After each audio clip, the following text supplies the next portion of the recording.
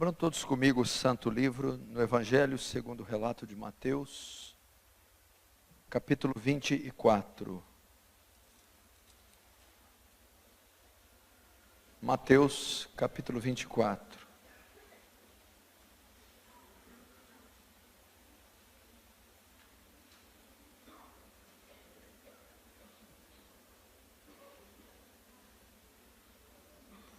Mateus 24, verso 3, diz assim: No Monte das Oliveiras achava-se Jesus assentado. Quando se aproximaram dele os discípulos, em particular, lhe pediram: Dize-nos, quando sucederão estas coisas, e que sinal haverá da tua vinda e da consumação do século? E ele lhes respondeu: Vede que ninguém vos engane, porque virão muitos em meu nome, dizendo: Eu sou Cristo, enganarão a muitos. E certamente ouvireis falar de guerras e rumores de guerras. Vede, não vos assusteis, porque é necessário assim acontecer, mas ainda não é o fim. Porquanto se levantará nação contra nação, reino contra reino, e haverá fomes e terremotos em vários lugares. Porém, tudo isto é o princípio das dores. Então sereis atribulados, e os matarão. Sereis odiados de todas as nações por causa do meu nome. Nesse tempo muitos hão de escandalizar, trair e odiar-se uns aos outros. Levantar-se-ão muitos falsos profetas e enganarão a muitos. E por se multiplicar a iniquidade, o amor se esfriará de quase todos. Aquele, porém, que perseverar até o fim, esse será salvo, e será pregado este evangelho do reino por todo o mundo, para testemunho de todas as nações. Então virá o fim. Deixa aberto aí, não feche, feche apenas os olhos. Pai Santo, diante do Senhor nos colocamos essa noite. Ó Deus, somos tão fracos, Senhor, tão pecadores, carecemos tanto da sua misericórdia. Não podemos dar um passo sequer sem tua graça. Ajuda-nos, Senhor. Os dias têm sido tão difíceis, tão sombrios, tão escuros, Senhor. Como enfrentar tanta oposição? Como viver num mundo tão caído, Senhor? Ajuda-nos. Tanta heresia sendo pregada, tanto besteirol, Senhor. Não deixe que isso aconteça hoje. Mas traz a sua autêntica e genuína palavra. E apacenta essas ovelhas, Senhor. Ó Deus, despeja da sua graça aqui, gloriosa e abundante, sobre toda a extensão desse salão. Faz teu reino avançar, Senhor. Receba a glória para si. E nos conforme a imagem do seu Filho. Em nome de Jesus. Amém. Podeis assentar.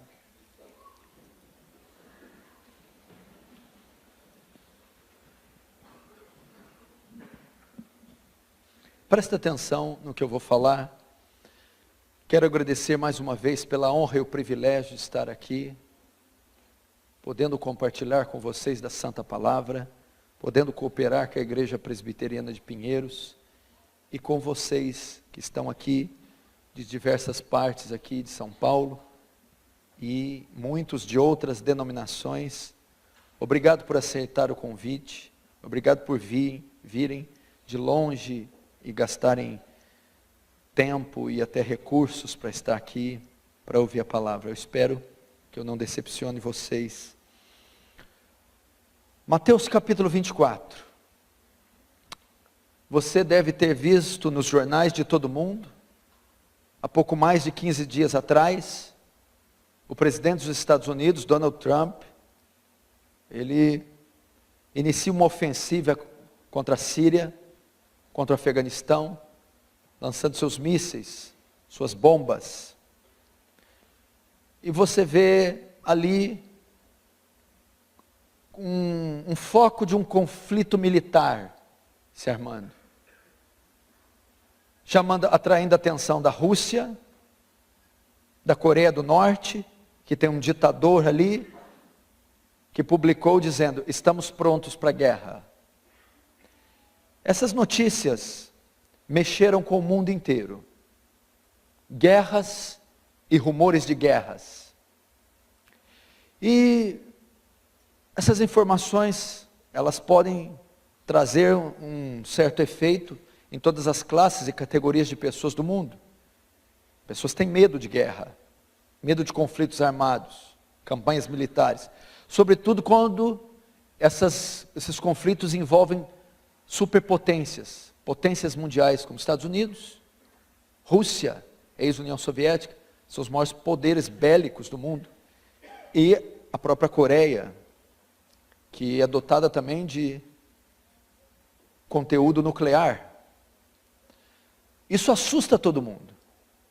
Mas há um povo em especial que essas notícias soam com algo diferente. A igreja, os crentes. Para eles isso podem ser sinais de acontecimentos já previstos na Bíblia. E tudo isso traz para o povo de Deus, quer qual linha teológica professe, ou até qual linha escatológica professe, traz a lume, traz aos corações dos crentes, que o fim dos tempos se aproxima. Que a volta de Jesus está próxima. E realmente, nós, quando abrimos Mateus capítulo 24, ele é um sermão escatológico, ele é um sermão profético, ele é um sermão da vigilância. E a profecia bíblica, que está aqui, e ela tem como intuito de prever o futuro, ela vai citar acontecimentos que ainda ocorrerão no futuro. E a profecia bíblica, quando ela nos é trazida, ela tem um propósito.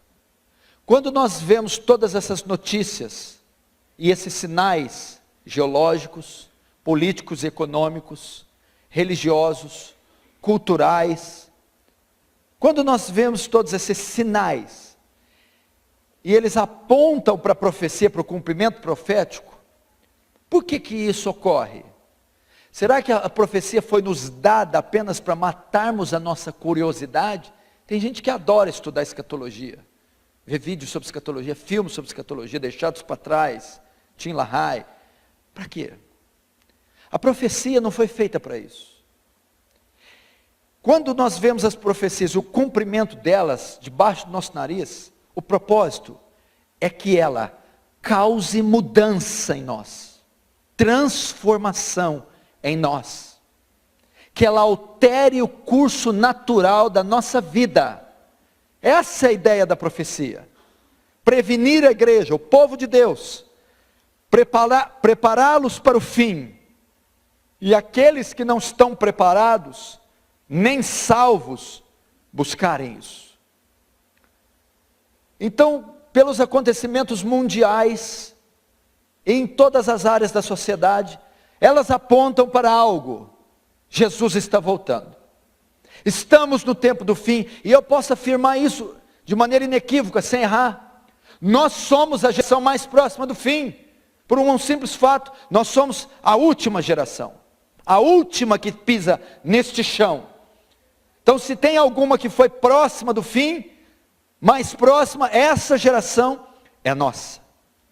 E é saudável a igreja de Cristo esperar pela volta de Jesus, querer a volta de Jesus, se preparar para a volta de Jesus.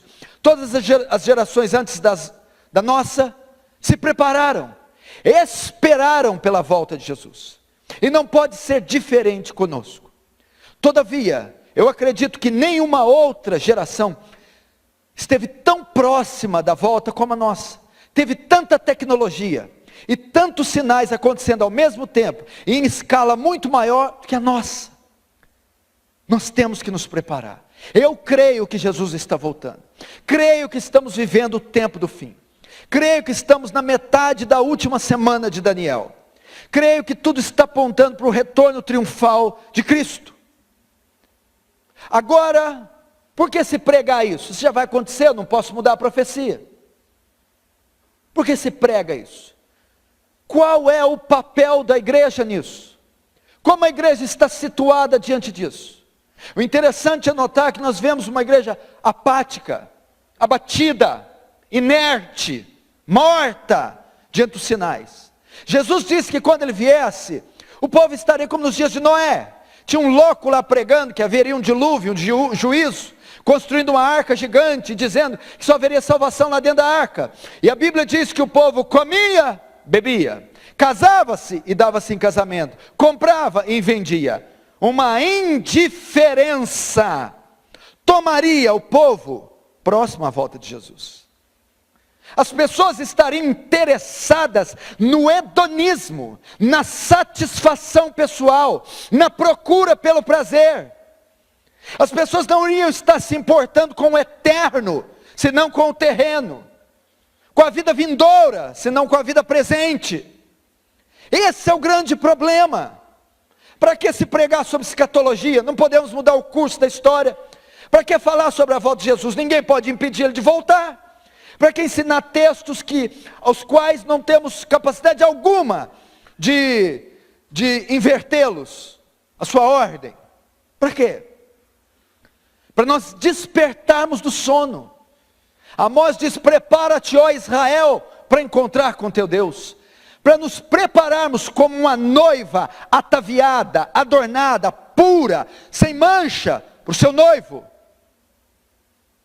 E será que nós estamos assim? Que sinais o Senhor pode dar da vinda? Vamos ver. Os discípulos estão com ele no Monte das Oliveiras e perguntam a ele: mestre, quando será isso? Que sinais o Senhor nos dá da sua vinda? Jesus podia ter dado uma resposta simples: olha, daqui 2 anos, depois do almoço, tal hora, ali naquele lugar, pode me esperar, eu voltarei. Não é assim que ele responde. Ele começa a fazer um sermão bem complexo, bem profundo, que envolve tanto profecias do primeiro século da era cristã, até o ano 70, como os últimos dias. E ele vai começar dando sinais. Ele não disse a hora exata, ele não disse o dia exato, ele não disse a maneira exata, específica, mas ele deu sinais aos quais, hora que olhássemos e atentássemos, indicariam que ele estaria vindo. E quando falamos a vinda de Jesus, a volta de Jesus, nós não podemos entender que ele está dizendo só que ele vai dar um passeio aqui. Quando ele dá sinais do fim dos tempos. Essa era terminará. Quando fala fim, fala do juízo dele sobre as nações, da destruição desse mundo. Quando fala fim, fala do arrebatamento da igreja. Quando fala fim, fala do julgamento da besta, do falso profeta e dos que adoraram a marca. Quando fala a volta de Jesus, fala o fim dessa era, desse tempo. Essa era terminará. Os poderosos e as nações serão julgadas. Essa esfera existencial acabará. A igreja de Cristo sairá desse local. Deus enviará juízos sucessivos sobre a terra. Isso é a volta. Quando fala volta, fala de todos esses acontecimentos. E eles sucederão. Então, Jesus disse que um dia ia haver o fim. E ele deixou sinais, para que nós, ao vêssemos, eu e você, a palavra foi entregue à igreja, a mim e a você, não fôssemos pegos de surpresa. Ele deixou sinais para que nós nos preparássemos para a sua vinda.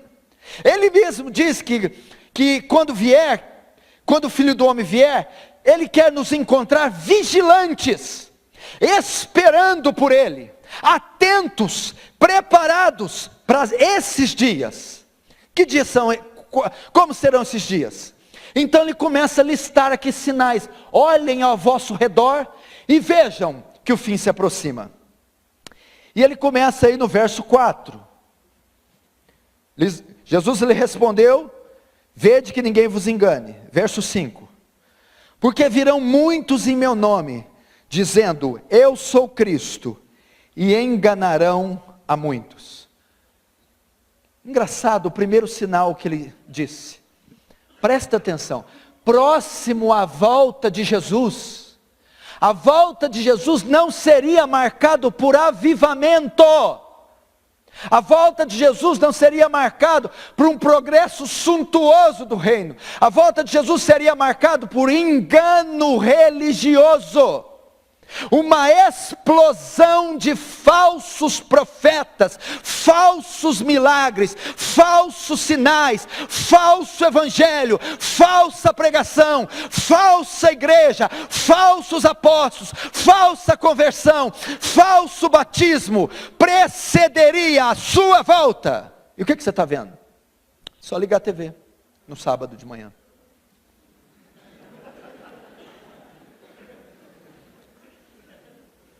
O verdadeiro não sei onde você encontra muito não, mas o falso, qualquer esquina. Haveria isso. Queridos, isso está acontecendo. Falsos profetas. O engano está proliferando como nunca. Eu nunca imaginei que eu iria ver o que eu estou vendo hoje. Eu nunca imaginei que ia ver tanta heresia, tanta besterol teológico como agora. Isso é um sinal. Para você ter uma ideia, uma matéria de 2014 do site Gospel Prime, presta atenção. Ela deu alguns números para a gente saber. O último censo evangélico que foi feito em 2010, assinalou a marca de 42 milhões e 300 mil evangélicos no Brasil. Quase 50 milhões de evangélicos hoje na nação brasileira. O jornal Correio Brasiliense estima que foram abertas, no ano de 2013, 14 mil igrejas evangélicas. A média foi de 12 igrejas novas a cada dia no país. A cada dia se abre 12 igrejas novas. Desse total de 14 mil igrejas, apenas 4.400 possuíam CNPJ. Foram 9.600 igrejas abertas irregularmente em 2013. Existem hoje 4.500 cantores e bandas evangélicas em atuação. 600 rádios evangélicas registradas em país, fora as inúmeras piratas. 157 gravadoras produzindo material evangélico. 150 editoras evangélicas. 3.000 novos títulos de livros lançados todos os anos. As igrejas evangélicas arrecadavam em 2014 a quantia de 60 milhões de reais por dia. E anualmente o total de 21 bilhões e 500 milhões de reais, segundo dados da Receita Federal. É uma máquina de movimentar dinheiro. Reportagem da revista Isto É. Surgiu, segundo os dados do censo 2010, do IBGE, uma nova categoria de evangélicos. Evangélicos não praticantes, ou os desigrejados. Eles são mais de 4 milhões de pessoas. A projeção é que em 2020 os evangélicos sejam mais da metade da população brasileira, segundo dados do CEPAL. Veja que explosão! Agora me fale, o quanto disso é bíblico? O quanto disso é veraz? É verdadeiro? O que você está vendo florescer na nação brasileira é o engano e heresia. Cuidado, o próprio Jesus disse, se ouvir que o Cristo está ali, não saia. Se ouvir que ele está acolá, não ireis até lá, porque surgirão muitos falsos cristos, fazendo tão grandes sinais, que se fora possível, enganariam até os eleitos. Cuidado com isso. Você que é crente de cabecinha voada, como Paulo disse aos Efésios, não sejais como meninos inconstantes, levados ao redor de todo vento de doutrina. Os crentes brasileiros são meninos. Menino fala ali de sem malícia, sem discernimento, e são levados por todos os lados, pelas novidades do mercado da fé, e facilmente enganado pelos lobos. É isso que nós estamos vendo. Esta profecia está se cumprindo cabalmente. Apocalipse capítulo 3 diz, e vi uma besta que surgiu da terra, e ela tinha 2 chifres, e pele de cordeiro, mas falava como dragão, de maneira que até fogo do céu fazia descer. O que é isso? Veja só, ela tinha pele de ovelhas, Mas a Bíblia diz que falava como dragão. Tinha pele de ovelha significa o quê? Essa besta parecia-se cristã, fazia sinais e prodígios. Mas não é pelo sinal que você conhece, não é pelo milagre, é quando falava como dragão. Tinha postura de crente, sinais, prodígio, maravilha, milagre. Mas a doutrina, quando pregava, heresia. E isso está acontecendo. Segundo sinal, verso 6: e certamente ouvireis falar de guerras e rumores de guerras. Dos 162 países estudados pelo IP, Institute for Economics and Peace, apenas 11 não estão envolvidos em nenhum tipo de guerra. De 162 países estudados, 11 não estão envolvidos em guerra. A nossa geração, nosso tempo, é um tempo de conflitos. As fronteiras estão em guerras. Guerras civis, guerras frias, guerras santas, guerras religiosas, guerras por pedaço de terra, guerra envolvendo poder política. O Senhor disse que guerras e rumores de guerra marcariam a sua volta. Mísseis sendo lançados nos Estados Unidos, Rússia se armando, Coreia do Norte se armando, nuvens escuras pairam sobre as nações, e pode se estourar uma guerra de níveis sem precedentes. Quase 150 nações do mundo estão em guerra, sinais do fim. O que mais a Bíblia diz? Verso 6, guerras e rumores de guerras. Verso 7 é a mesma coisa: se levantará nação contra nação, reino contra reino, e haverá fomes. Fome marcaria. A Organização das Nações Unidas estimou que 870 milhões de pessoas no mundo passam fome. Você ouviu? Você sabe o que é isso? Quantos habitantes tem São Paulo e Grande São Paulo? Vamos colocar 30 milhões. É mais de 20 vezes a Grande São Paulo. 870 milhões de pessoas em todo o mundo passam fome. 2/3 da população mundial passam fome.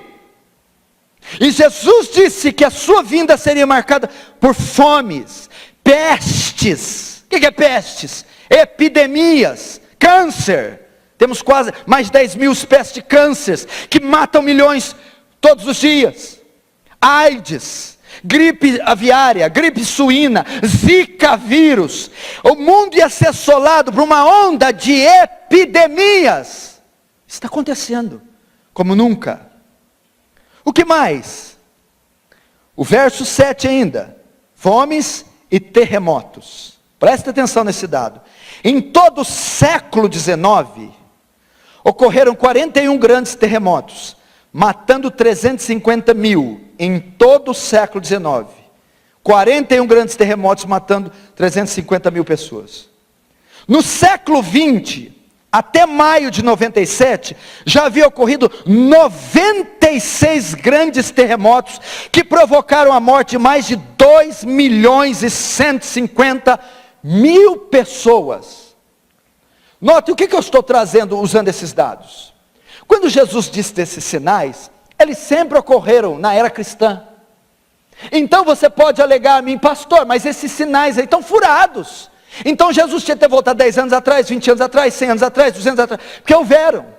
Mas note pelas estatísticas, que dizem, quanto mais o fim se aproxima, mais esses sinais iriam se intensificar. Quando eu era garoto, tinha um grande terremoto a cada 5 anos, a cada 10. Hoje tem um grande terremoto todos os meses. À medida que o fim se aproxima, iria se afunilar. Todos os sinais sempre aconteceram. Mas quando o fim se aproximasse, esses sinais aconteceriam com mais frequência e mais intensidade. Haveria mais terremotos e mais devastadores, mais fome e mais mortes, mais pestes e mais flagelos. Seria assim. Eles iriam aumentar em número e em intensidade. E é isso que nós estamos vendo, apontando para o fim. O que mais? Eu vou agora para o verso 10, depois eu vou voltar lá. Nesse tempo, muitos hão de se escandalizar, trair e odiar uns aos outros. Levantar-se-ão muitos falsos profetas e enganarão muitos. E por se multiplicar a iniquidade, o amor de todos quase se esfriará. Multiplicar a iniquidade. Seria um tempo que o amor sumiria da sociedade, inclusive da igreja. E a causa seria o multiplicar da iniquidade. Veja só, presta atenção para você saber. Deus, antes de despejar o juízo sobre a terra, Ele espera a iniquidade do homem atingir o nível máximo. Foi assim em Sodoma, foi assim no Egito, foi assim nas cidades que Ele destruiu. O que aconteceu foi nos antediluvianos. A iniquidade chegou a pontos tão profundos, que Deus não suportava mais. Então Ele envia o juízo. Sodoma e Gomorra, praticava-se a sodomia. Eram orgias, era um bacanal, era uma coisa tão hedionda, que chegou o cúmulo, o ápice, deles quererem abusar sexualmente de 2 anjos. Então Deus diz para tirar de lá Ló, e Ele despeja a sua ira. O que acontece? Se o fim é marcado por despejar da ira, a ira só é despejada quando a iniquidade do homem atinge o seu máximo. Irmão, nós chegaremos a níveis de depravação que você não tem ideia. O homem se tornará uma besta, um animal. A iniquidade se multiplicará e ela atingirá o seu limite máximo. Deus entregará essa geração a iniquidade. Segundo a estimativa da ONU, no ano 2015, 150 milhões de meninas e 73% de meninos foram abusados sexualmente em todo o mundo. Só em 2015, 150 milhões de meninas e 73 milhões de meninos foram vítimas de pedofilia. Um colapso na sociedade. Estatísticas da Organização Mundial do Trabalho mostram que 1.800.000 crianças e adolescentes são abusados sexualmente no mundo a cada ano. No Brasil, as cifras mostram que 100 mil meninos e meninas são vítimas de exploração sexual. A iniquidade se alastrando.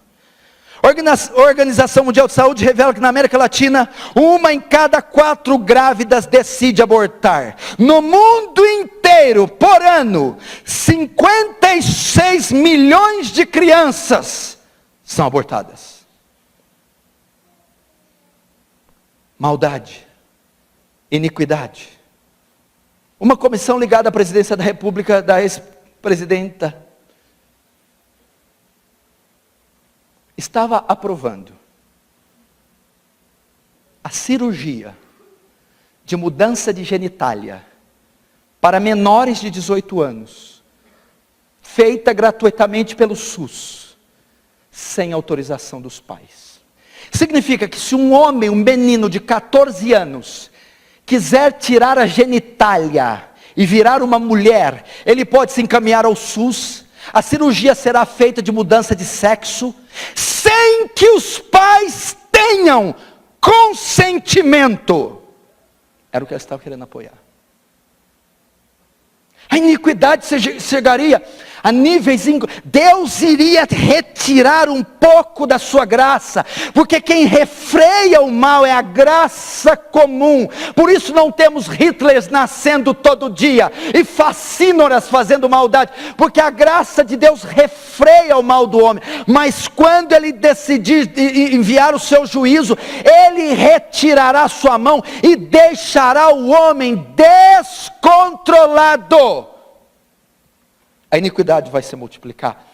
Ela já está se multiplicando.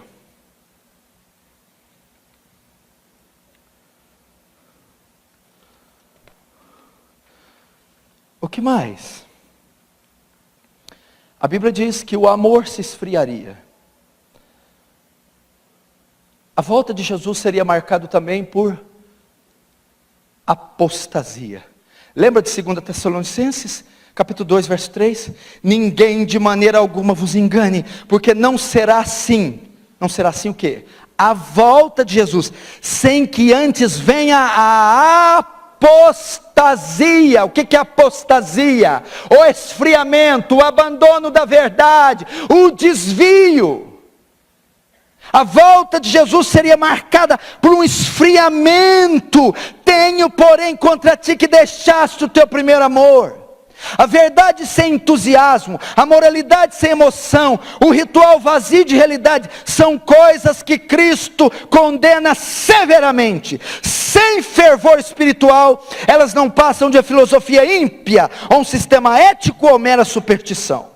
John MacArthur diz: ser cristão significa amar o Senhor Jesus Cristo, mas a paixão e o fervor dos efésios por Cristo havia se tornado ortodoxia fria e mecânica. Sua pureza doutrinária e moral, seu imenso zelo pela verdade e seu disciplinado serviço não eram substitutos para o amor a Cristo que eles haviam abandonado. Isso se refere ao primeiro e profundo amor e dedicação que eles tinham por Cristo e sua palavra. Essa advertência nos ensina que conhecer doutrina correta não é suficiente. A igreja deve ter, acima de tudo, amor sincero por Jesus e a sua palavra. E vai a questão, Lucas 18:8. Quando o Filho do Homem vier, achará fé na terra? O que é essa fé aqui? Achará quem professe fé verdadeira, achará uma fé vigorosa, vívida, poderosa nele, achará uma fé bíblica, escriturística, doutrinária. Esfriamento marcaria a volta de Jesus, multiplicar de iniquidade, devassidão, imoralidade, orgia, bacanal, morte, assassinatos, crimes, morticínio, genocídio, infanticídio, marcariam essa geração. Seria uma geração vulgar e depravada, amor se esfriando, apostasia acontecendo, pessoas abandonando fé, pessoas seguindo falsos mestres e tendo comichão no ouvido, não suportarão as sãs doutrinas, mas amontoarão para si doutores segundo as suas concupiscências.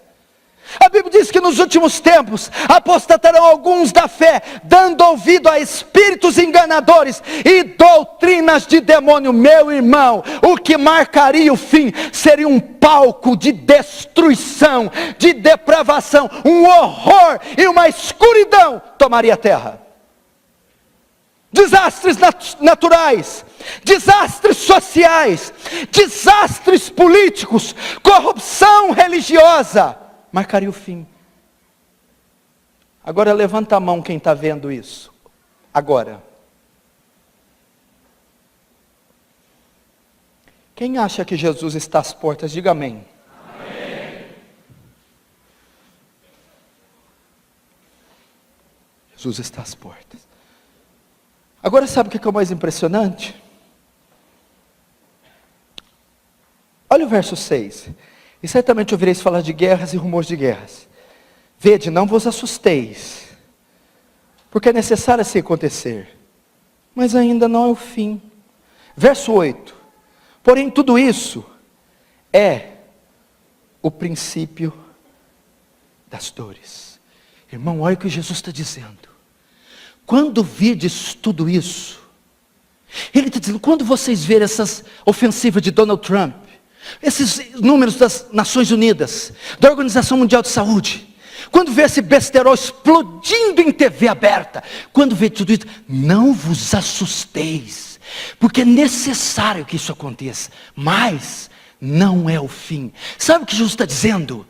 O pior está por vir. Isso não é o fim. Não se assuste, quer dizer, guarde as suas energias, guarde a sua força, não ceda ao medo, reúna as suas forças para aquilo que de fato ainda está por vir. Depois ele vai completar dizendo, isso tudo que vocês estão vendo, é só o princípio das dores. Como assim? A referência aqui é de dor de parto, fala de uma grávida. A grávida, quando vai dar à luz, ela começa a sentir dor, horas antes, talvez dias. Dor da contração. As primeiras contrações. E vai começando a dor. Aí a contração vai aumentando em tempo e em intensidade. Fica mais frequente e mais dolorido. Jesus está dizendo para você aqui, está vendo isso na TV? Estou. Está vendo isso na natureza? Estou. Está vendo isso na economia? Estou. Está vendo isso na religião, na falsa igreja? Estou. São só as primeiras contrações para o parto que vem aí. Tem coisa pior vindo aí. Tem coisa mais majestosa, mais portentosa, mais gloriosa vindo aí. Segure-se, prepare-se, não ceda ao medo, não gaste suas energias, porque coisa pior está por vir. Que coisa pior? É o que eu quero entrar lá, porque eu tenho alguns minutos. Que agora passou de 10 minutos, passou um minuto, paga multa aqui agora.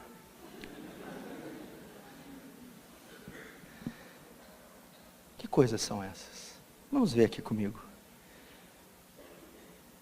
Verso 9. Então sereis atribulados e vos matarão. Serei odiados de todas as nações por causa do meu nome. Até aí. Agora, o verso 15.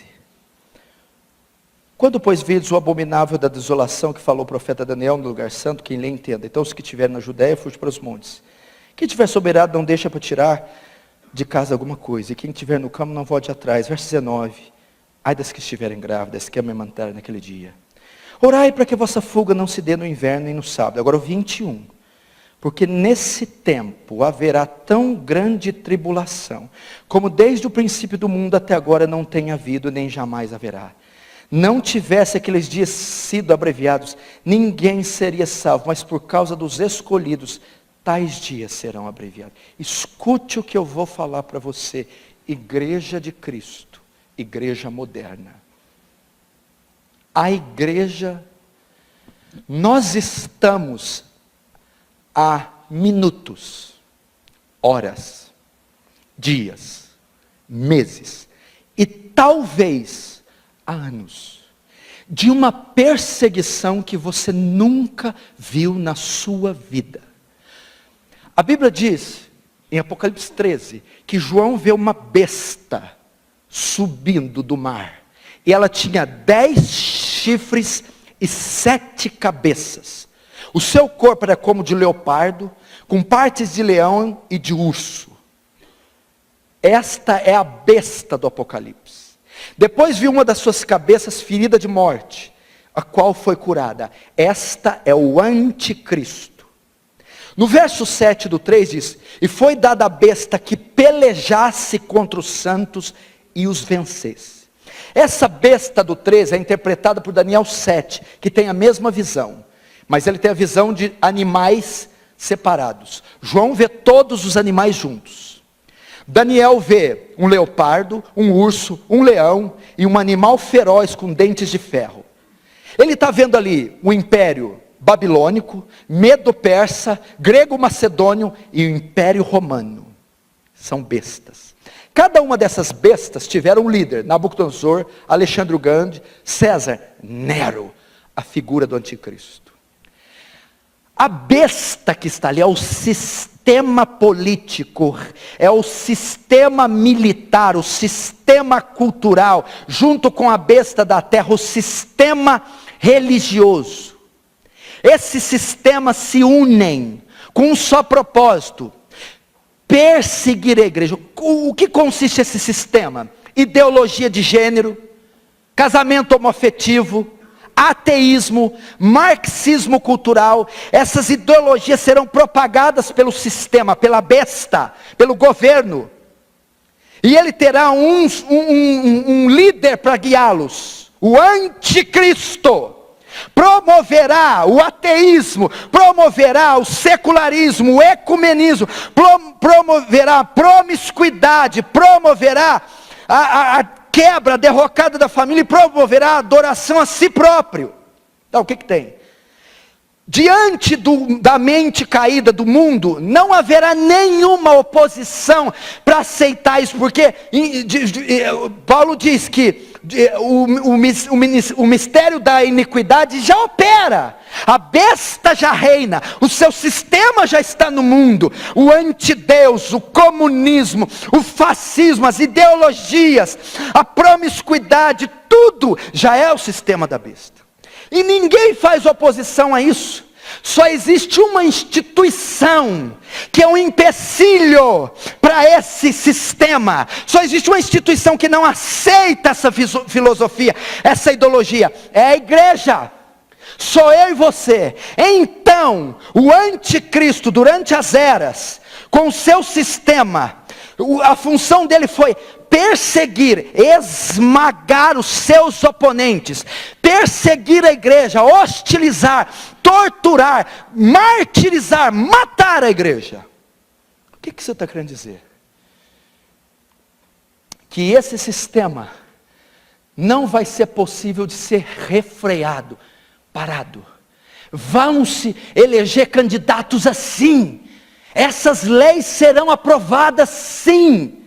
E a igreja estará aqui neste período, e ela será perseguida, processada, despojada dos seus cargos, perda de emprego, bullying, chacota, perseguição acadêmica, escolar, até a prisão, o processo e o martírio. A igreja vai passar por perseguição, já está passando. Porque o cerco está se fechando. Essas ideologias ganharão mais terreno, mais corpo. E a igreja estará aqui. E ela será brutalmente hostilizada. Mas tem mais ainda. O arrebatamento não se dá antes da grande tribulação. O arrebatamento da igreja se dá no final da grande tribulação. A igreja passa pela grande tribulação. Primeiro, está escrito, quando vides o abominável da desolação, fala da ascensão do anticristo. Fujam, corram, porque virá. Para quem foi escrito isso aqui? Para ímpio? Estou falando para o povo de Deus. Eles verão isso. E virá tão grande tribulação sobre quem eles? Não, mas Deus não envia juízo sobre a igreja. Querido, tribulação não é juízo. A palavra tribulação é teste, prova, provação. Deus não tem por que provar o ímpio, testar o ímpio. Tribulação é para a igreja. Apocalipse 3 diz, deu à besta poder para perseguir os santos e vencê-los. Ué, que santos são esses? A igreja. A primeira metade da semana de Daniel é a semana da igreja. Depois da ascensão de Cristo, o triunfo da igreja, o avanço do reino, a pregação do evangelho. A última metade da última semana é o período do anticristo. Apocalipse 13 fala do quê? Qual que é o tema principal do 13? A marca da besta? Não. O anticristo? Não. A besta? Não. Mas qual que é o tema principal do 13? A besta, o falso profeta, o dragão, o anticristo, o sistema e o seu chefe anticristo tem uma função: perseguir os santos, matar os santos, torturar os santos. Você quer ver o retrato disso? O Império Romano, na época do primeiro século da igreja. A besta, o Império Romano. O anticristo, Nero. E a igreja, comida por leões, morta, queimada com cera nos jardins de Nero. O que aconteceu naquela época? Eles eram despojados do seu cargo público, desapossados das suas casas, perdiam emprego, eram presos, torturados, passavam fome, saíam da escola e eram mortos. A figura era de Nero, o anticristo. Roma, o sistema.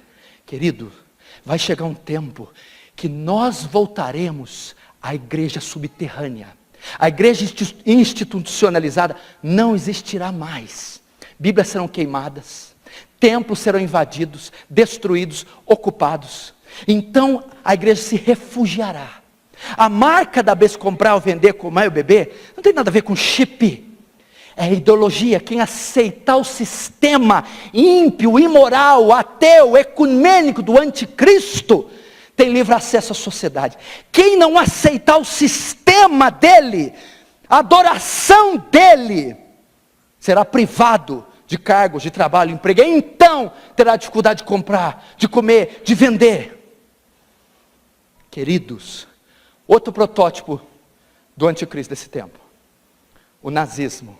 Segunda Guerra Mundial. O terceiro Reich, a besta.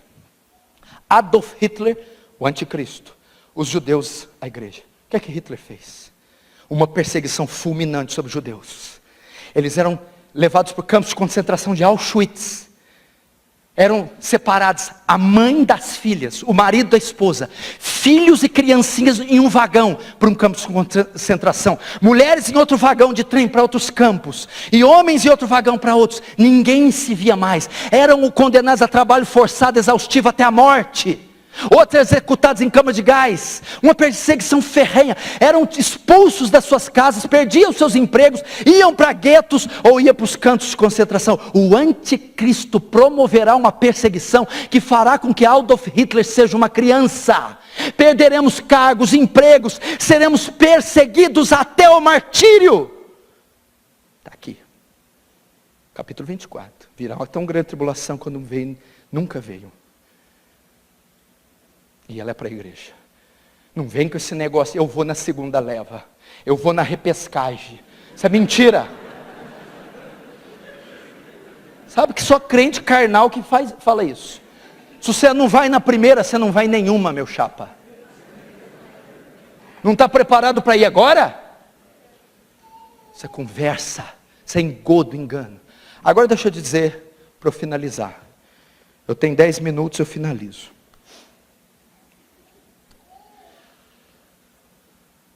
Vem cá. Não deveria você estar preparado para esse dia? Teve um pregador que foi pregar em nossa igreja, um americano, acho que você deve conhecer ele. Ele começou a falar de escatologia comigo, quando eu fui levar ele para o aeroporto. Escatologia. Os filhos todos deles fazem artes marciais. Krav Maga, Jiu-Jitsu. Sabem atirar, porque no país é permitido a posse de arma. Inclusive a esposa. Todos são versados nas escrituras em oração. Ele me disse assim, daqui 10 anos você vai estar preso. Eu vou estar preso. Porque eles chegaram até nós dizer, ele está pregando que Jesus é um só caminho, ele é exclusivista, ele é louco. Ele está dizendo que a união homoafetiva está errado. Ele vai ser processado, tira os filhos dele, que esse cara é insano, arranca os filhos do Estado, bota na cadeia. 10 anos você pode se preparar. Pegarão vídeos seus e falar, olha ele falando contra o homossexualismo. Olha ele é radical, extremista. Se Hillary Clinton tivesse ganho as eleições, isso já ia acontecer agora. Mas por causa do Trump vai demorar mais um pouco. Falou isso, os filhos treinados. Vem cá. Quer dizer que você está treinando a sua família para passar esses dias? Exactly. Exato. Você está treinando seus filhos para esse dia? Você está treinando seus filhos para não negar Jesus na escola? Eu não preciso do anticristo escatológico aqui, disso tudo que eu falei, Nero, Roma, Hitler.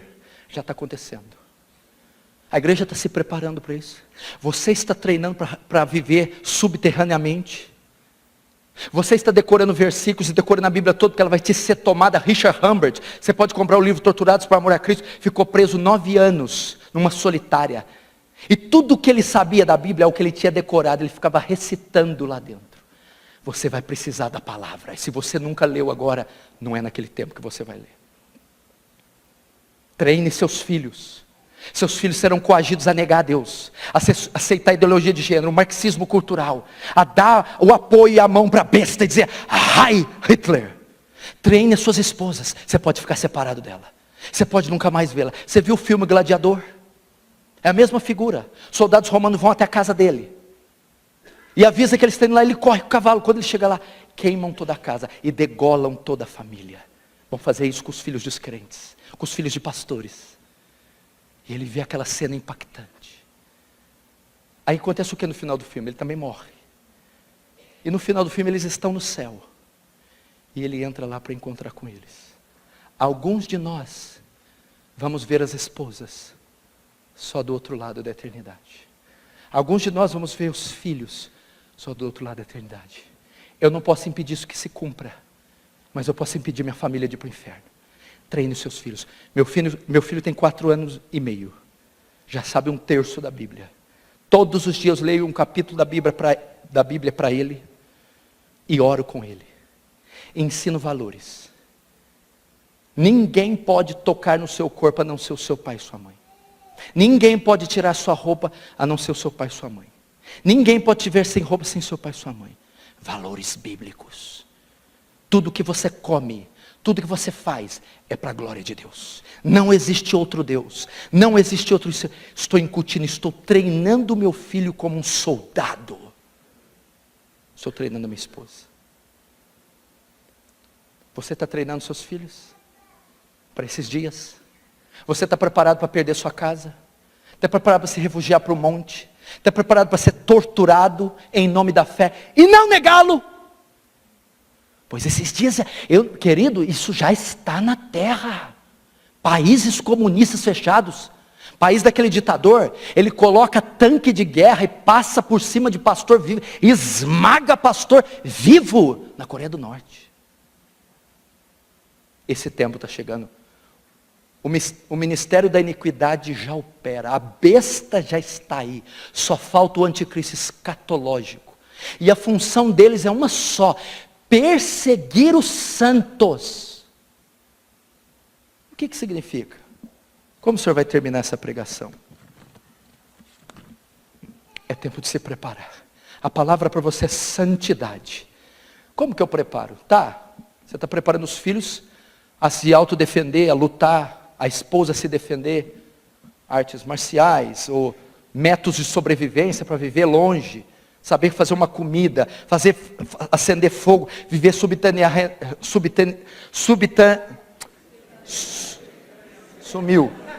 subterraneamente. Está rindo para não chorar, tá, pastor? Está morrendo de medo e está rindo. Nós temos que preparar as pessoas para isso. Primeiros socorros, métodos de sobrevivência. Temos que treinar a família. Mas sobretudo, aqui tem um texto. E só aquele que perseverar até o fim vai ser salvo. O pentecostal e o dispensacionalista tem que perseverar para ser salvo. Não. Então tem que perseverar. Não é isso que ele está dizendo. Nesse tempo nós saberemos quem é salvo e quem não é. Quem é joio e quem é trigo. Quem é bode e quem é ovelha. Como nós saberemos? Os crentes verdadeiros suportarão a prova, suportarão a morte, suportarão e não negarão a fé. E aquele que não perseverar é porque nunca foi salvo. A maneira de saber quem é crente é que o joio vai começar a ser separado do trigo, é que ele não sucumbirá, ele será revestido de graça, de poder, ele será revestido de algo que o fará suportar a perseguição, a tortura, o martírio e estar de pé diante do seu Senhor. Ele termina disso, portanto, vigiai, porque não sabeis a hora que há de vir o vosso Senhor. O que é esse vigiai? Se eu já sou salvo, se eu sou eleito, se eu não perco salvação, por que eu tenho que vigiar? Não tem lógica isso.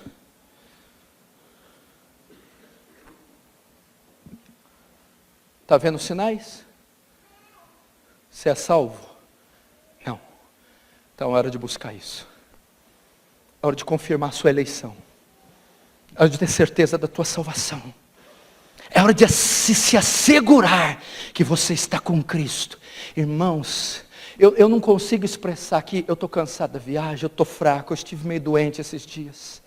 Mas eu não sei aquilatar, avaliar o que está por vir. Acorde, meu irmão, deixe os seus jogos estúpidos e tolos, deixe esses romances estúpidos e volte-se para esse livro. Se prepare para o maior evento da humanidade, o retorno do Messias. Vá pregar o evangelho enquanto isso. Preocupe-se com a salvação da tua família, do teu esposo, dos teus filhos. Eles estão prestes a serem marcados por tormentos inimagináveis. Você não sabe o que estão tramando contra a igreja. Não sabe o quanto ela será esmagada sobre um governo tirano, maldito. Temos que nos preparar. Preparar nossas casas. Preparar sua esposa para não negar Cristo. Ensine as escrituras, ore com ela, certifique-se da conversão dela. Prepare os seus filhos para não negar Cristo. Ensine as escrituras, ore com eles, certifique-se que estão salvos. Ensine a ter independência. Ensine-os a adorar o Deus de Israel. Jesus está às portas. Ele virá. Ele está vindo. Prepara-te, Israel. Mude a sua vida. Para que o Senhor trouxe essa pregação? Você ir embora falando, nossa, eu fiquei sabendo que a tribulação, o arrebatamento é da tribulação. Nossa, fiquei sabendo que a besta não é minha sogra.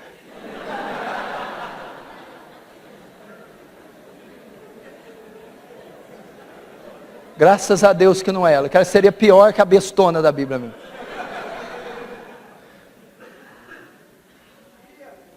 Para que o Senhor pregou?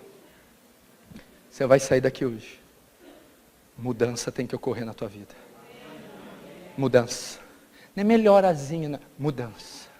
Transformação. Isso tem que afetar a história da sua vida. O rumo, o curso, seus planos, seus projetos. Tem que ser alterados pela profecia bíblica. O que está para ser marcado é a sua eternidade. Maranata. Ora vem, Senhor Jesus. Fecha os olhos. Curva a cabeça. Se você está em família, pegue na mão um abraço familiar seu. Se você está só, ore por eles. Fala, Senhor, será que eu estou preparado para a sua vinda? Será que eu estou preparado para ser torturado? Perder minha casa, meus bens, meu emprego, passar fome, viver refugiado? Será que eu estou preparado para ser morto, martirizado e não negar o Senhor? Deus, prepara-se para esses tempos. Estão aí os terremotos, guerras, rumores de guerras. Minha irmã, lembre dos seus filhos. Lembre dos seus filhos. Eles estão prontos. Onde eles estão agora? Ore pelos seus filhos. Eles suportarão. Eles herdarão a vida eterna. Pais, orem pelos seus filhos. Esposas, orem pelos maridos. Maridos, orem pelas esposas. Deus, não estamos em nenhum parque de diversões. Oh Senhor. E por fim, ore por você mesmo. Fala, Senhor, eu preciso, dá-me um novo coração. Salva-me, converta-me, Senhor. Transforma a minha vida, Senhor. Ore, meu irmão. Talvez será o seu último culto, sua última noite. Ore. Se aqueles dias não fosse abreviado, nenhum se salvaria. Confirma a minha eleição, Senhor. Ore, meu irmão. Derrame suas lágrimas. Derrame suas orações. Prepara-me, Senhor. Prepara-nos, Senhor.